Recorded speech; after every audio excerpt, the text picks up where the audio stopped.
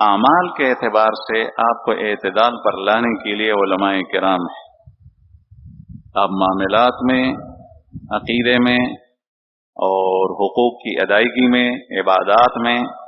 کوئی مسئلہ معلوم کرنا ہو تو علماء علم کی روشنی میں آپ کو اعتدال کا راستہ بتلاتے ہیں. اس طرح نہیں کرو، یوں کرو، یہ نہیں کرو، یوں کرو. اور آپ کے اندرونی صفات کو اعتدال پر لانے کے لیے یہ حضرات صوفیاء کا کام ہے، جو خانقاہوں میں ہوتا ہے، جو اصلاحی مجالس کے اندر ہوتا ہے، جہاں پر انسان کی اندرونی چیزیں تبدیل ہوتی. اور اس کا زیادہ تر تعلق بیان سے نہیں ہوتا. بیان اس کے لیے مفید ہے، قریب کرنے والی ہے، لیکن اس کا تعلق صحبت سے ہوتا ہے. جو کسی ایسے شخص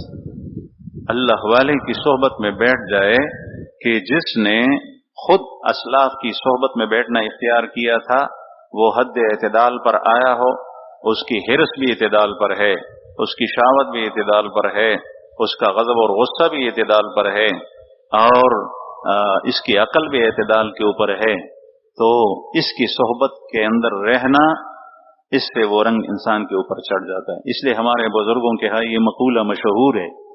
کہ آدمی عالم بن سکتا ہے، شیخ الحدیث بن سکتا ہے، مفتی بن سکتا ہے، اور کوئی عام مسلمان تہجد گزار بن سکتا ہے، ذاکر بن سکتا ہے، بہت سارے نیک اعمال کرنے والا بن سکتا ہے، صدقے دینے والا بن سکتا ہے، لیکن انسان بہت کم لوگ بن